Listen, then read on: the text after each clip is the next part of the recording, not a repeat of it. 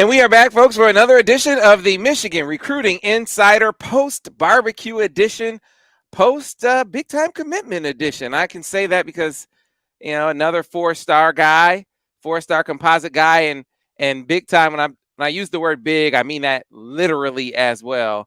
As Michigan got a big offensive lineman in the boat, a guy they've been chasing for some time. Joining me to reflect upon that, the crew from the Michigan Insider, the best in the land when it comes to football, basketball, and recruiting. Starting off first with Steve Lorenz. Steve, how are you? Good, guys. Good. Hope you guys are well. Absolutely. And Bryce Marriage. How you doing? Hey, Bryce, getting closer, man. Your palms starting to sweat? You getting a little nervous? Knees weak. No, I'm joking. Pending nuptials. No, man, I'm working. I'm good. I'm good. You good? I'm good. It's forever, right? It's forever. That's what I was told. They call it ball and chain for a reason. It's not a verbal commitment. This is signing the dot. That's how that works. All right, I was just making sure you're ready, man. I'll be there. Be there to support you. I appreciate it. Send you off the right way.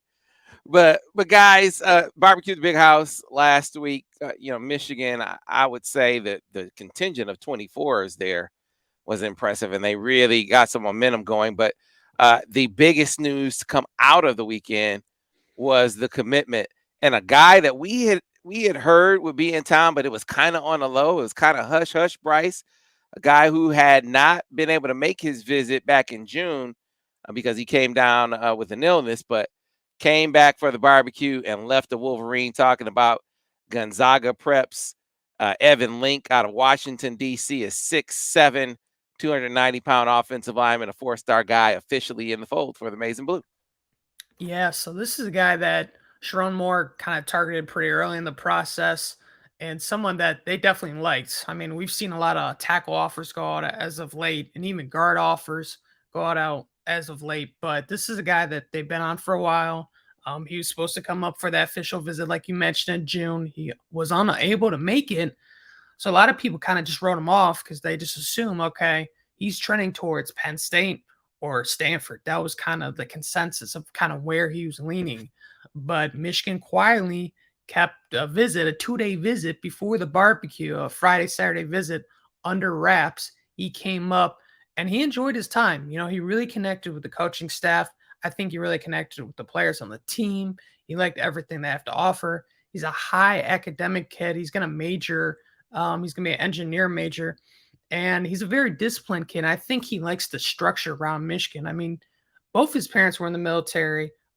He lived in Italy for a few years on base. And like I said, going back with the academics, his brother is a rower at Harvard. So academics is very key for him. But 6'6", like you said, I think 295 he is right now. I think he can bulk up easily to 300 pounds. I think this is a good pairing with Herring, no pun intended.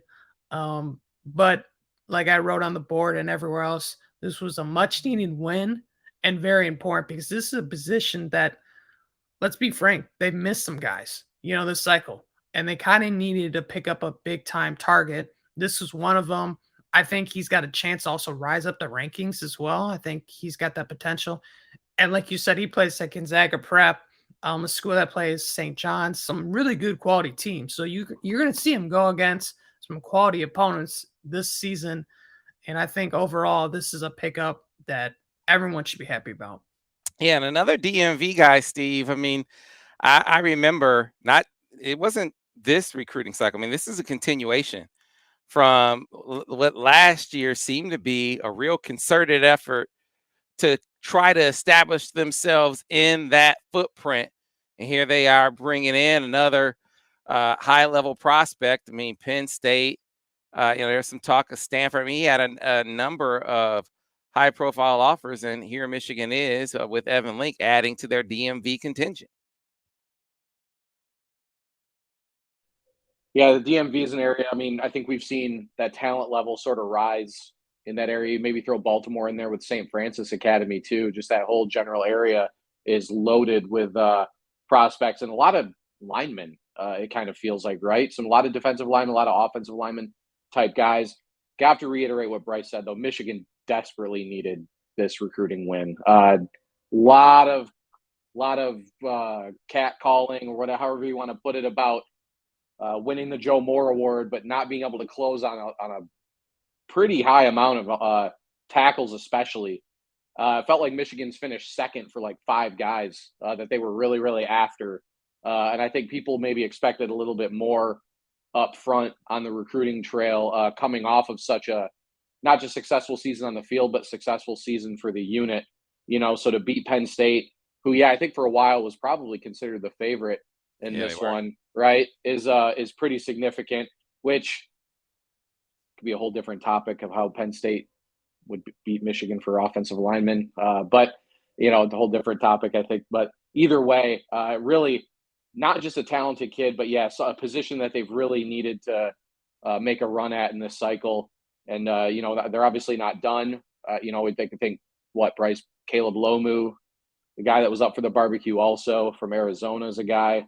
I don't know if Fatig, the kid for the Texas Tech commit, I don't know if he's athletic enough to play on the outside. I think he might be 6'4", 290 or whatever he is, a little bit undersized, but is sort of that uber athlete type kid at that position. So I don't know if they maybe feel like he's a guy that could go kind of that malleable guy, sort of like a Barnhart type or some of the other guys they've recruited up front. But either way, like I said, I think the biggest thing here is Michigan just really needed a tackle that was near the top of their board. They've started to kind of dig down a little bit further. As we said, they've put out some more offers. I do know, though, one thing, I guess, on the flip side real quick is I do know Michigan feels like it's a deep cycle at tackle overall. So missing on some guys, it stinks. You don't want that. You always want to try to get some of the first wave of guys that you're after, but might not be as dire a situation as it would have been in past cycles, because it sounds like they think pretty highly of a lot of tackles out there. No doubt. They're not done. Not done, to your point. Tackle recruiting, still want to add on the interior as well. So, but they had to get with all the guys that came off the board. I mean, I don't think it can be overstated what you said, Steve. Is getting to the point. Like, I mean, we were having that conversation about Fano. A couple of the guys that were, top 100 guys. It's like, this just doesn't seem realistic. Who of the more realistic guys are they going to land? Evan Link was really the guy. Was really the last of the Mohicans, if you will. That's not to say that they won't get any of these other guys on the board, or that they wouldn't have, landed any of those high profile guys, right? But this was the best shot. They got him in the fold. Now that gives you a little breathing room when it comes to the rest of the cycle as far as recruiting offensive line is concerned. But the biggest name at the barbecue at the Big House was Jaden Davis. And, we spent some time both on the board and here on the podcast, I trying to set expectations for people. I don't know why, despite how many times we said it, why there were some folks that were expecting a commitment from Jadyn Davis last weekend. That just was never in the cards. He was very, very, very clear when I talked to him in person, as were his coaches, about his plan to get out and really see a lot of schools, to take a lot of visits, and then to come back around next spring or summer and make a decision at that point. Now, Michigan had a lot of optimism, and still has a lot of optimism, and rightfully so.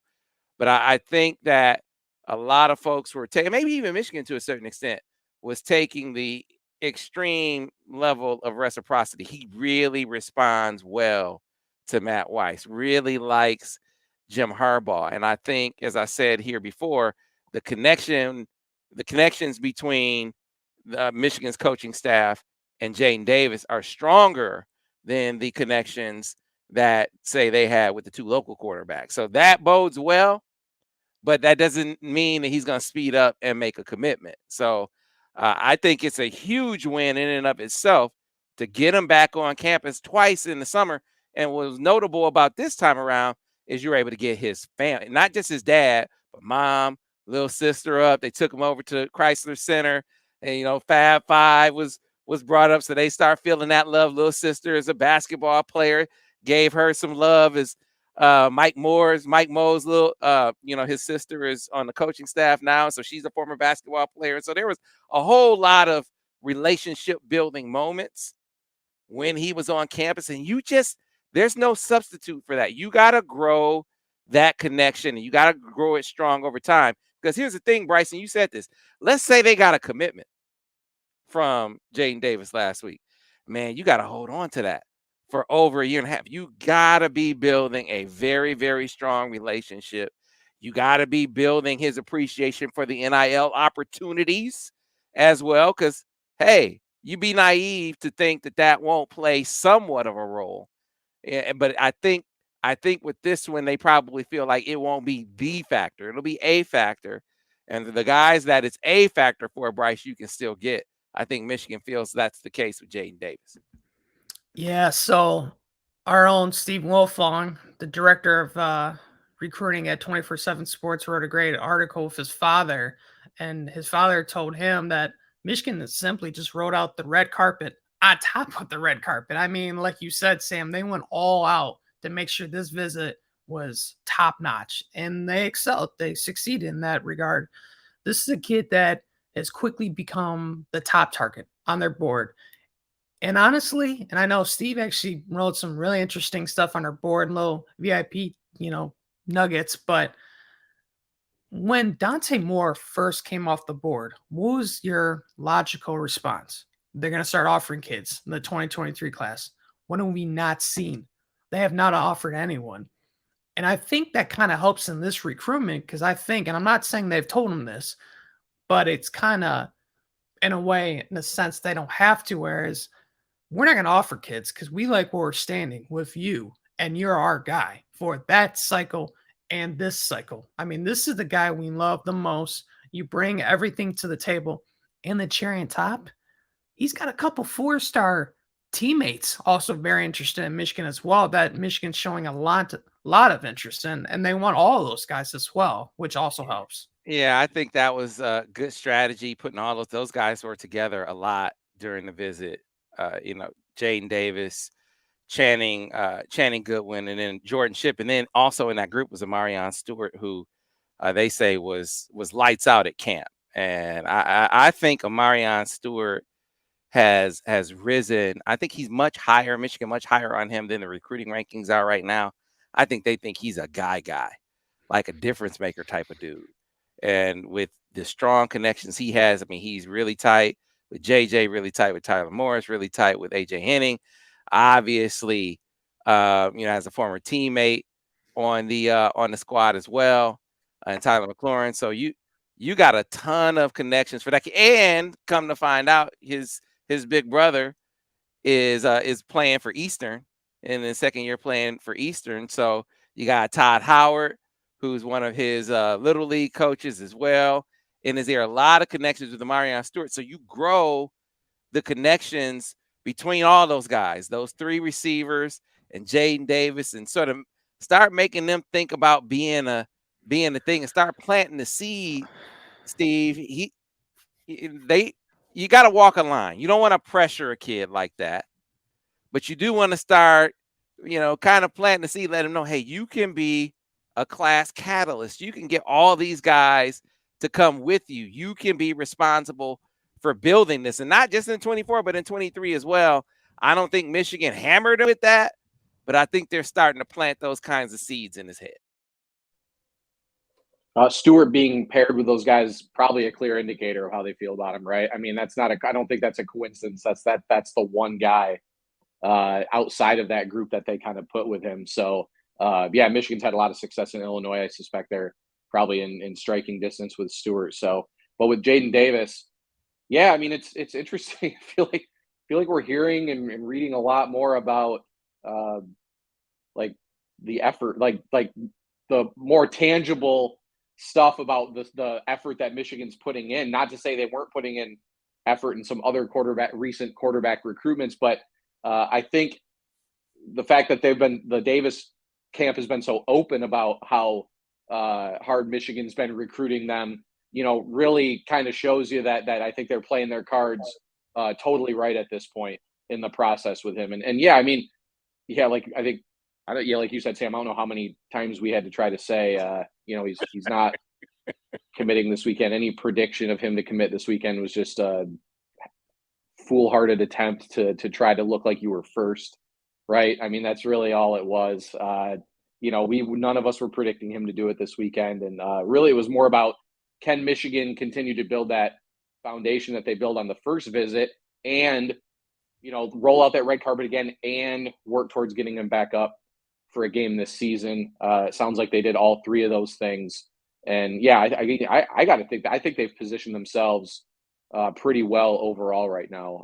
Obviously, Georgia always going to be a factor, right? And he's got everyone else after him too. But I think right now it feels like those two teams are probably Michigan, Georgia, probably the two teams, at least I'd say, that have done them maybe the most effective with him and his family at this point in the process. So going to be a fun one, but kind of a guy. Yeah, Michigan, again, we've talked before, Michigan has a lot of sort of random aces up their sleeve in this. When you talk about the teammates who Michigan are actually recruiting those guys, it's not lip service, right? They're not just, pretending to recruit these other, like they really would take all of these guys, right? And so you even dig down to 25 with David Sanders. I know, Sam, you saw him in person. Oh my God. He's going to be right. He's right.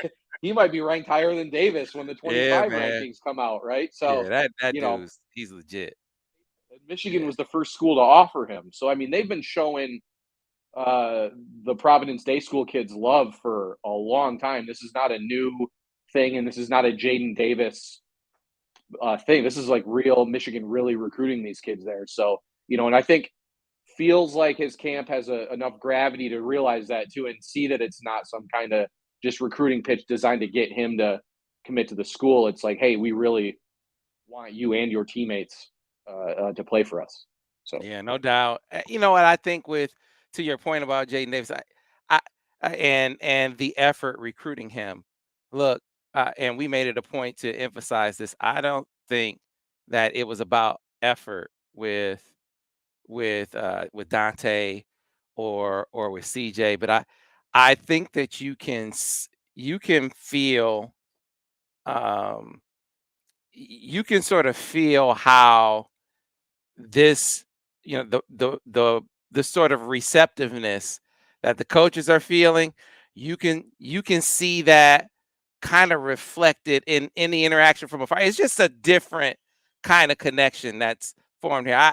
I wish I could explain it better, but you know how it is when you go talk to we can liken to say you go talk to a girl. You can put forth all the effort that you in the world. You could be putting forth the best lines, but the one that's responding to you with a smile and a wink and a nod is sort of giving you those cues. It sort of encourages you even more, and it builds your confidence. It sort of makes your presence in that courtship a little bit stronger. I mean, you're walking a little bit taller. Your swag is a little bit better, right? I ain't got that problem. Yeah, when you're fit, I guess when you're Bryce Lover, right? You get that kind of reaction from all the ladies. I guess that's what you're saying. But my point is the vibe that he's giving back to them is different. And I think that it lends itself to the coaches sort of feeling a greater connection to the sort of informal relationship things where you aren't always talking about football, right? Those kinds of conversations flow a little easier when you feel that kind of connection. I kind of sense that that's what's at play with Jaden Davis. You just click better with some coaches. Just click better with some guys more than they do others, and I sense that that's the case here. Now, will that result in a commitment? That I don't know, but I want to bring up for a minute and sort of preview, because been chasing down Chris Peal. Got some feedback on this visit. He's a very elusive guy. As a matter of fact, one of the most interesting things was he didn't really interact a ton with the Providence Day guys at the barbecue. He just marches to the beat of his own drummer, just a different dude. But Michigan, I think, scored well getting him on campus this time around, because then they're going to wind up getting him back on the 16th. What is that, the UConn game? Whatever the game, the weekend of the 16th in September is, he'll be back. You might recall on the Recruiting Insider a month or so ago, said that North Carolina State was talking about having him up that weekend as well. Well, it looks like that's not. I don't know when he's going to visit NC State, but it's going to be Michigan that weekend. That has been confirmed, and that is important because he came up with his mom. Had to get her used to it. I guess the interesting thing was, they're looking at a lot of things. Looking at weather. It was a good weekend, right? The curious thing is they're from Rhode Island. They're from Rhode Island, but they live in North Carolina now. So, walking that, also getting a face-to-face feel for Clink. I think the relationship had been growing, but the difference is he has seen those other schools. Like he's been to Georgia. He's connected with those coaches. He's around the corner from NC State. He's been there, right? And so Michigan had a gap to really bridge by getting him on campus. And I think Clink has really laid some good groundwork there. Is going to be able to follow it up by getting him back up for a game in less than a month. And, maybe Michigan can lean into some more of their connections. You got to work your connections. So who are some connections there? They got a former first round pick that was from Rhode Island, right? That was an up and coming prospect, right? I think we know his name, Kwity Paye. You got a former first round pick that starred at Michigan in the mid 90s that was drafted by the Carolina Panthers and has become a businessman in the Carolina area named Shamunga Biaka Batuka.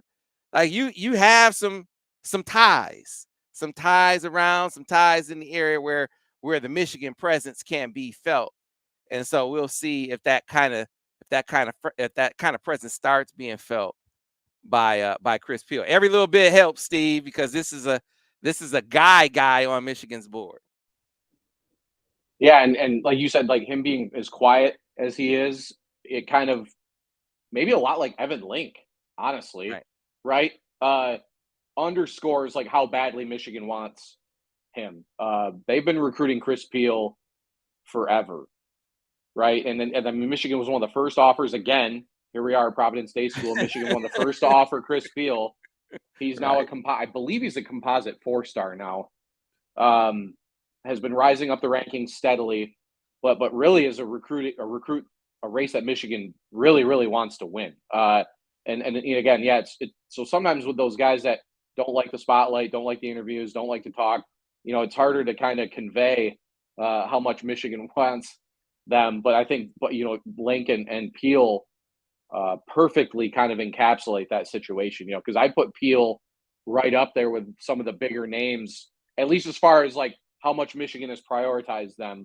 You talk about guys like Jordan Matthews, Jacoby Johnson, Vickers. Like I'd put Peale in that category for sure. I don't think anybody's as good as Tobiano. I think he's on a whole different level than a lot of these other corners are. But as far as like those other top 100 level guys, I think Michigan views Peale in the same light. So don't look at his ranking.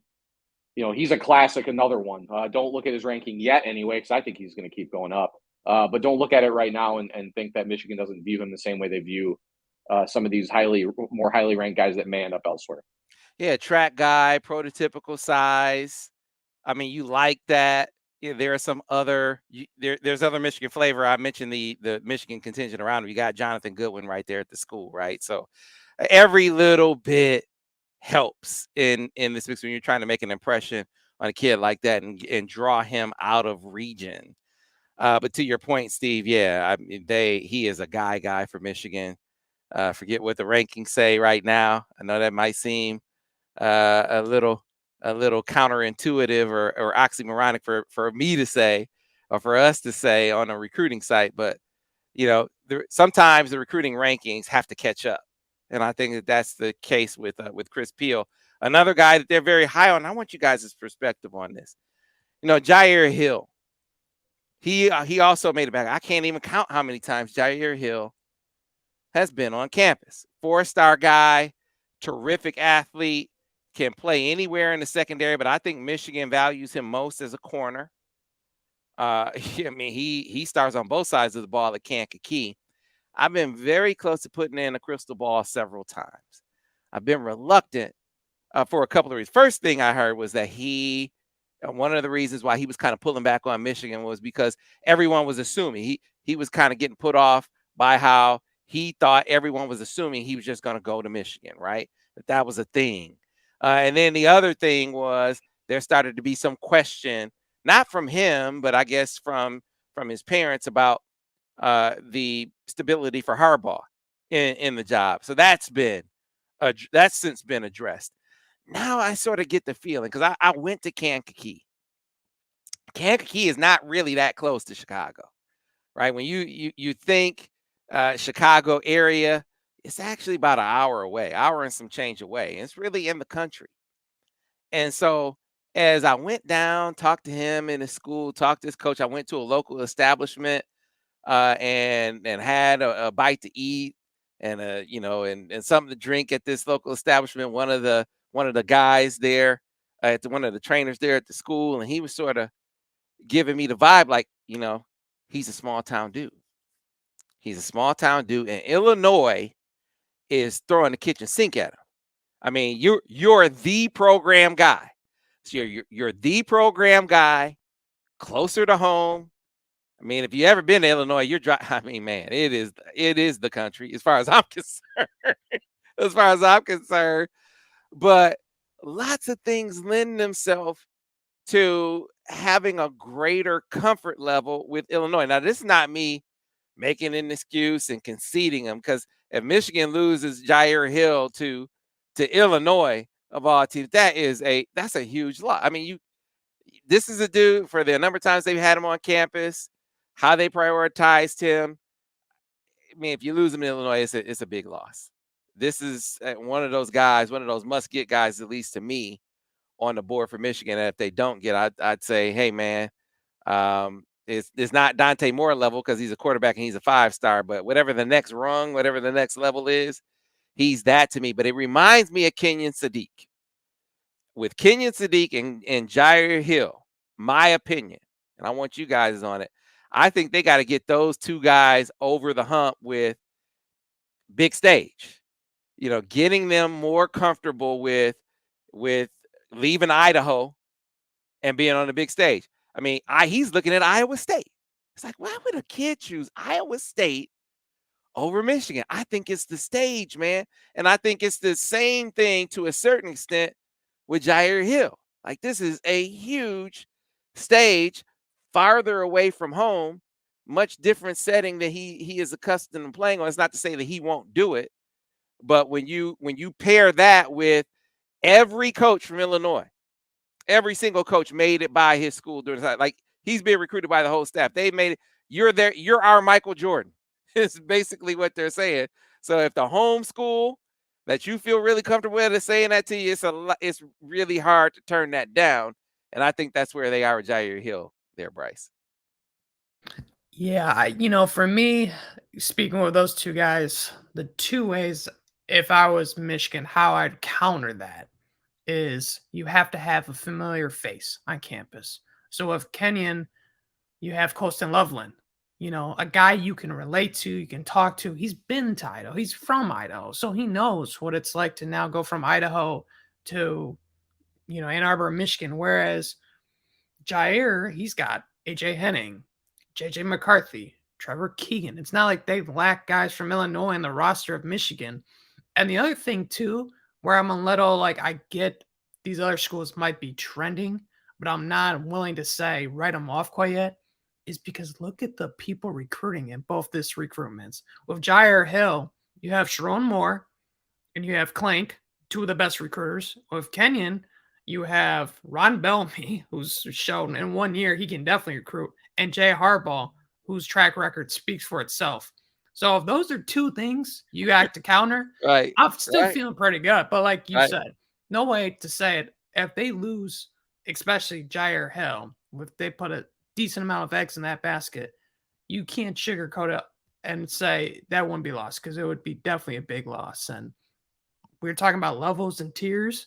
You would have to dip down and probably find the next guy. And I don't know if they're going to find a guy who's in the Midwest base as good as him as well. That's the other thing that's a worrisome. Yeah, that's the thing. That's the other thing, Steve. He's a footprint guy. So if you, especially with NIL, you just feel like it just got that much harder to pull guys out of region, especially with Michigan's NIL approach. It magnifies the significance, the importance of getting in-state guys when they're good enough, right, and footprint guys when they are, a top 247 guy like Jyaire Hill, who's been on campus 35 times. I know I'm exaggerating, but you get the point.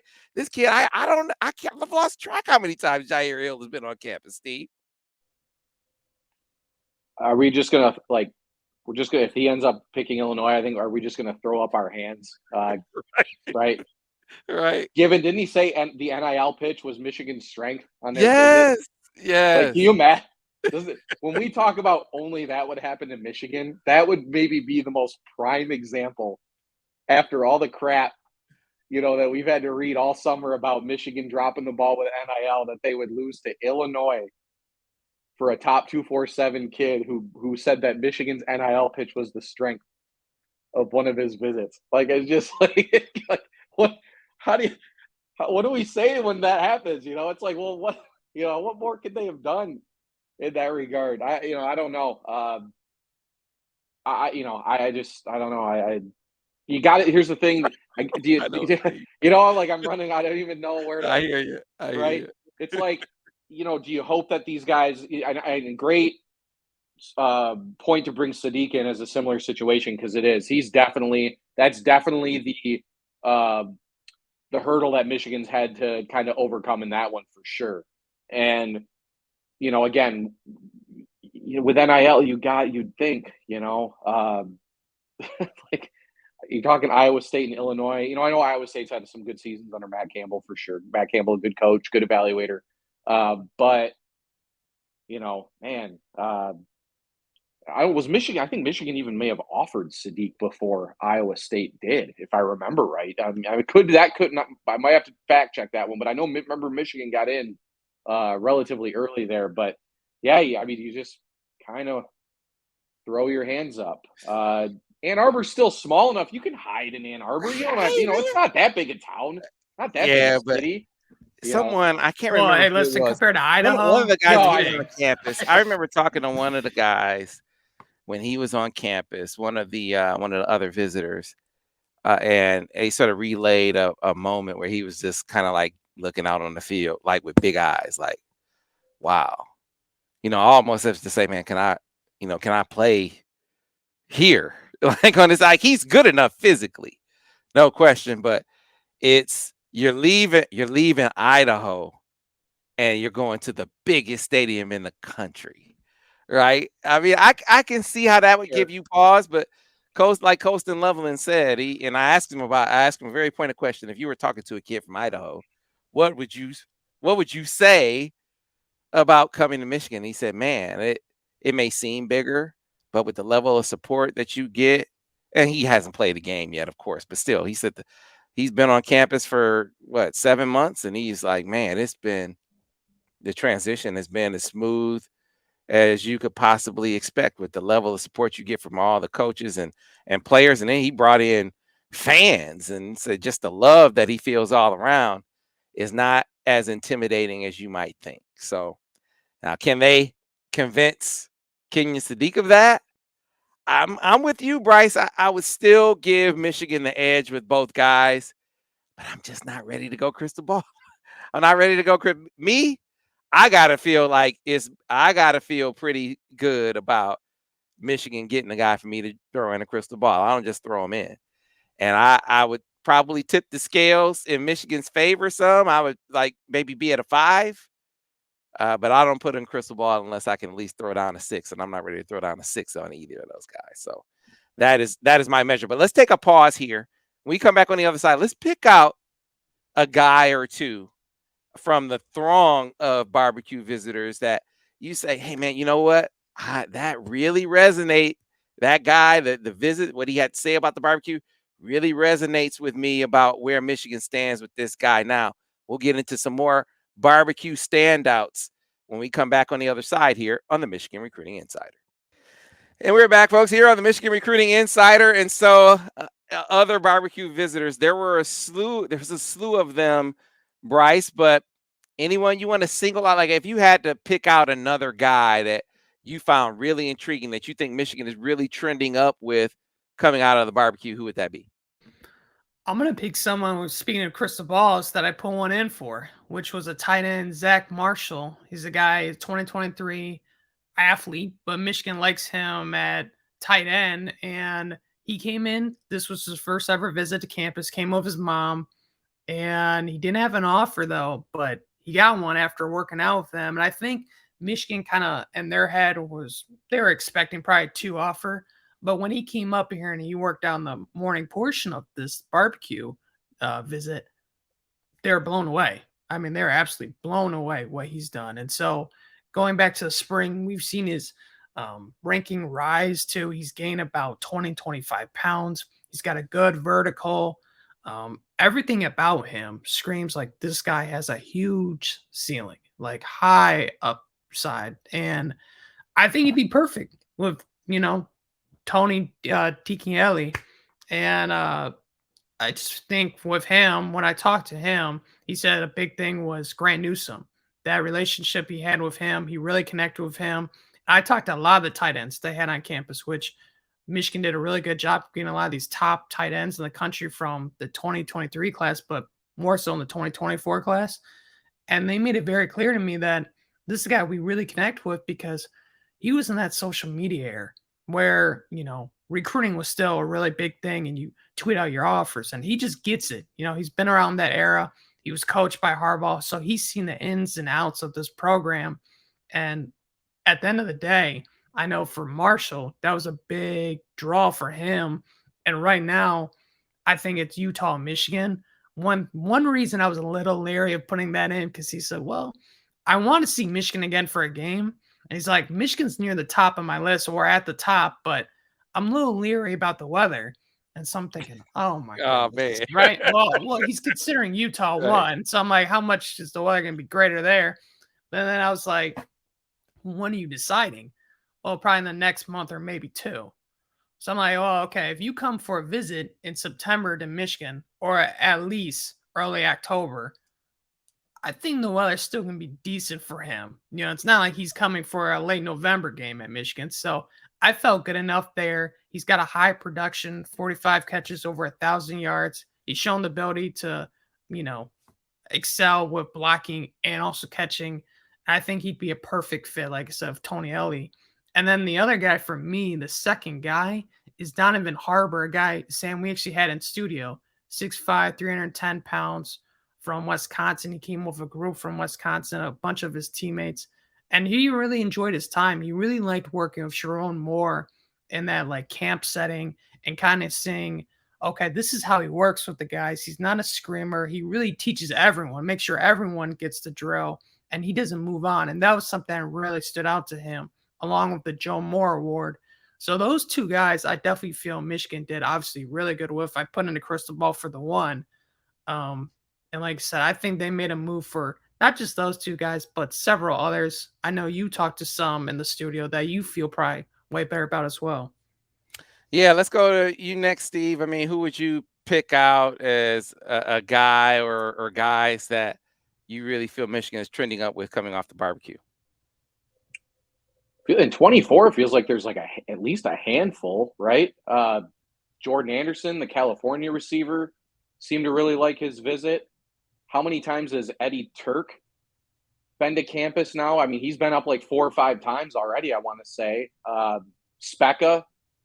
Anthony Specca, the linebacker too, right, Bryce? Didn't you say you think they lead for him?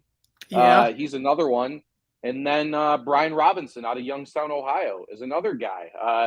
All 4-star prospects that Michigan, you could argue, maybe lead for all 4 of those guys, really, at this point. With Jordan Anderson, we'll see. I mean, Cali kid, a little bit of a tougher haul in those. Other ones, those are was it Hamilton and Roebuck, the 2 offensive linemen out of Ohio, too, are guys that, Michigan maybe doing a little better, like maybe some shots with these kids in Ohio, maybe a little bit better than past cycles. We'll see.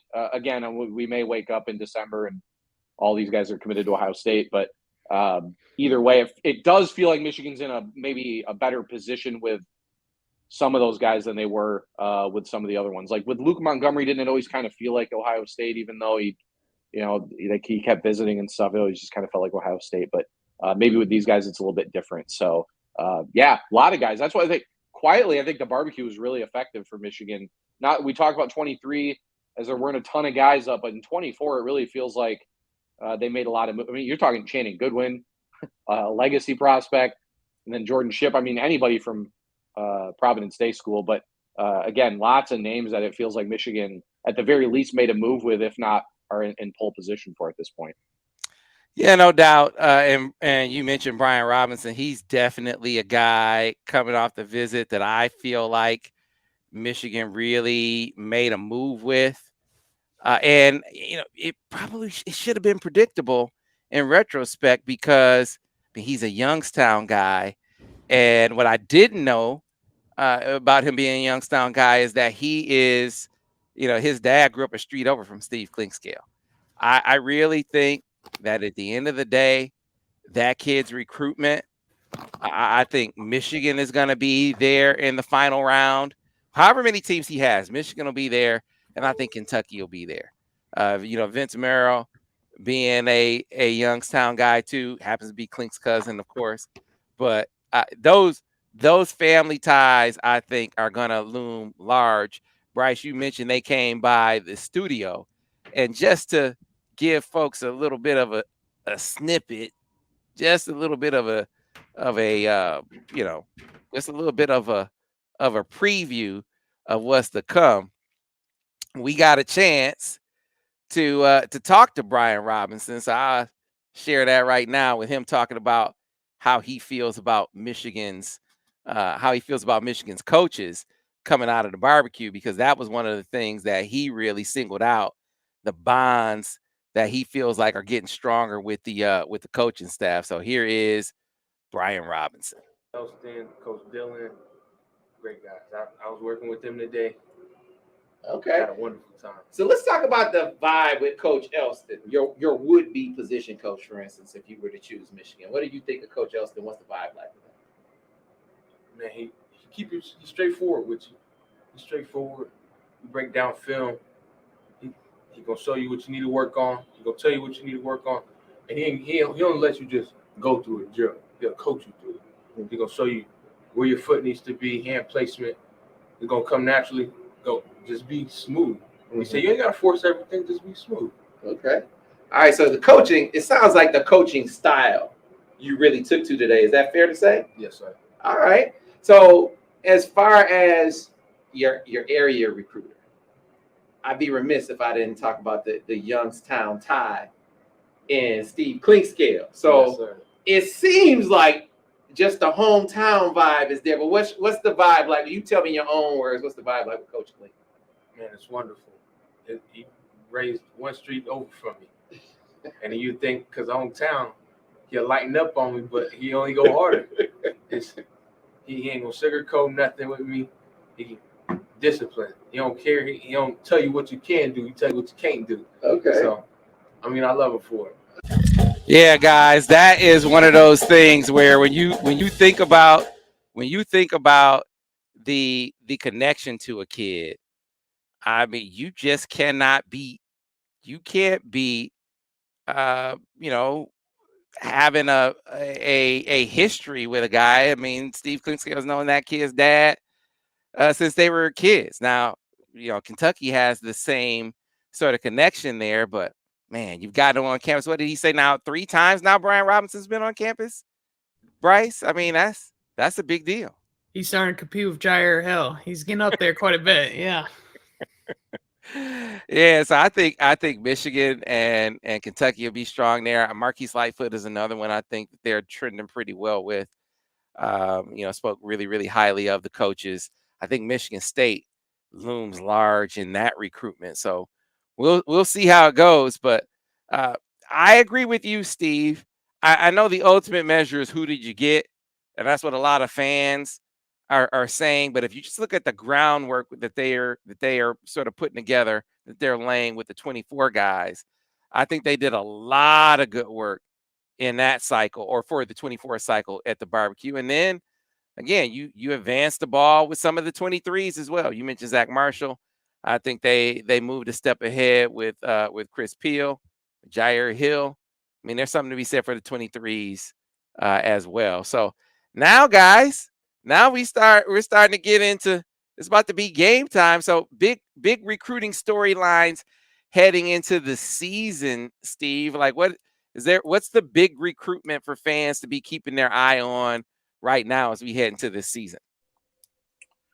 I'd say there's a few. I guess not so much a specific recruitment for me as much as like, where is Michigan going to go at linebacker, right?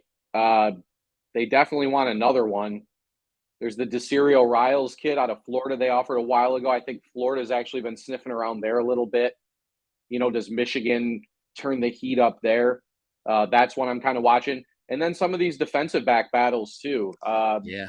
Right. I mean, I think defense, like especially corner, I'm not convinced they're even going to take a safety or a primarily safety. Maybe they'll take a guy that could play either one. I think you mentioned Jyaire Hill's one that's probably capable of playing either spot if it turned into that. But those are kind of the races. Really, it probably is the Jair Hill race, honestly, is the one that might be the most interesting. I'm interested to find out what the timeline is. I mean, maybe if you guys, he has not made any kind of concrete timeline, right? No. I mean, he told me during the season, sometime during the season, he thought he was gonna make it, but that was not a firm timeline. He just he mentioned that seeming like it was the earliest he would make it would be like middle of the season. If you're Michigan, that can't be a bad thing. You got to think, right? You have to think, because that's what we had a good question in the chat today about. Well, not really a good question. It was kind of the same question I always get about where Michigan's going to finish in the rankings. But, you know, I think the one kind of big picture thing to think about is we talked about like Michigan would always get really hot in the spring and summer. They'd go into the season, they'd have a good season, but they'd kind of fall, you know, November, they'd kind of sputter to the finish line. And there was always a scramble to kind of hang on to the class they had and then try to maybe find some diamonds in the rough late. I mean, we think Michigan should win at least 10 games this year, right? I mean, on paper, feels a lot different. Like, I think it could be a situation where it's not going to be the same way it was before, where you know, NIL's a thing. We know that, but winning games is still going to help you on the recruiting trail at the end of the day. And if Michigan is 10-1 or even 11-0, let's say going into Columbus at the end of the season, got to think that Michigan is still going to be able to close strong on the recruiting trail. You know, it won't be the same story as it's been in years past where they lose the last couple games in November, maybe kind of limp into the bowl game with really no momentum and really have to scramble to close things out. So, yeah, a little long-winded there, but this is kind of my thoughts in general right now. Bryce, big recruiting storyline or positional recruiting or specific recruit you're looking at heading into the season? I would say probably 2. 1, Michigan's done a really good job with edge recruiting, and they've shored up kind of the guys they want in the cycle. But interior-wise, you know, Mikael Gardner was supposed to come up for the barbecue. He didn't come up. He actually committed to Oregon. Caden McDonald, you know, was supposed to come for the barbecue. He was down at Florida. There's talks of maybe he'll be up for the Hawaii game. We'll confirm that, yes or no, if that's really happening this week. But there's a lot of talk also of now is he a take at Clemson, you know, Clemson's a factor there. And then Xavier McLeod, you know, he's the guy that took a trip in June to Michigan, really had a good time, but South Carolina, a bunch of other schools down south are really making a strong push, and now it seems like he's going to stay south. So where do you turn in the interior, you know, and look for those big bodies? And like I said, it's kind of tough because a lot of them, if you look at this cycle, have committed already. So they might have to try to flip someone in it. And obviously the biggest one I'm following and recruiting is Nicholas Harbor. Oh, yeah. I mean, that's the layup. But yeah, man. Yeah. There you Nick go. Harbor. We had already reported on the board. They were looking to try to get him up for the barbecue. Then they found out he had Junior Olympics. Then they tried to get him up heading into the barbecue, but he was going to be traveling early for that. And I think he was going to make it down to South Carolina. I don't know if he actually made that trip or not. He did. But they will get him back up on campus for a game. That's that's going down. And so I think Michigan is in a really good place in that recruitment. As I've said a million times before, it feels like NIL won't be the factor for him that it is for others. I think it's a factor for every guy at this point. How could it not be? But it won't be the determining factor because that kid knows he's going to get big time NIL wherever he goes. Can they clear the track hurdle compared to some of the other schools? I have reason to believe that they feel like the track piece is going to be okay. But can it be okay enough for it to get them on board? That remains to be seen. I think they have done the position thing, which we talked about it for a long time, laying out a plan, like the life plan for him, about how he can achieve that level of success, the level of success that he wants to achieve in both sports. For a kid like that, just saying you can play both sports, that's not good enough. You got to lay out for him how are you going to do it, and the position thing is a part of it. Like if you're serious about him being a track athlete and competing in the Olympics, you're saying, hey, you're going to be a receiver. You're going to be a pass catcher because we know that's conducive to you competing in track. And this is how it's going to work in the spring and the summer and how things are going to be staggered for you to be able to go over and compete in that sport. These are the different resources you're going to have access to. Here are some people in the past who have competed in both successfully. Now, maybe not at an Olympic level, but certainly at a college level. Man, I'd have this kid on the phone with Tyrone Wheatley. Tyrone Wheatley was an outstanding hurdler and sprinter in high school and at Michigan, right? And Nick Harper's faster than Wheat. You don't say that about many guys. He's faster than Wheat. So I would have him on the phone with guys like that. Michigan's had Olympic track athletes that I think they can get on the horn as well. I would be working that out in a way that is, in this day and age, you can figure out ways to do those kind of bumps legally. And I'm sorry, I remove all pretense from stuff like that these days because you can figure out a way. Schools are figuring out ways to pay athletes, to pay prospects within the NIL rules, right? So if you can figure out ways to pay prospects within the NIL rules, you can figure out ways for, guys who have achieved success in the endeavors that Nick Harper is looking to achieve success in. You can figure out ways for him to be able to connect with those. For instance, case in point, he went to a speaking at one of Desmond Howard's speaking engagements. You can't tell me that's excellent product placement. He happened to be in the DMV. My man goes to a Desmond Howard chat and he's like, boom. It was a fantastic moment that he had with listening to Desmond Howard speak and meeting him after the speech. So those are the kinds of things you can work out.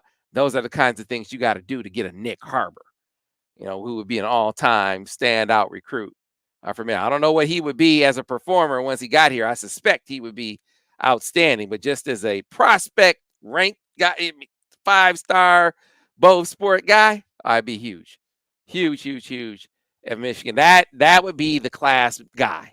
He'd be the guy that you point to and say, this is who was the focal point of the class of Michigan, can pull it off. Time will tell if they can. But folks, you can find a lot of this kind of conversation all the time over the MichiganInsider.com. Marquise Lightfoot. You also have Brian Robinson and many, many more still to come over the MichiganInsider.com. So be sure to check us out. We'll be back next week with another edition of the Michigan Recruiting Insider.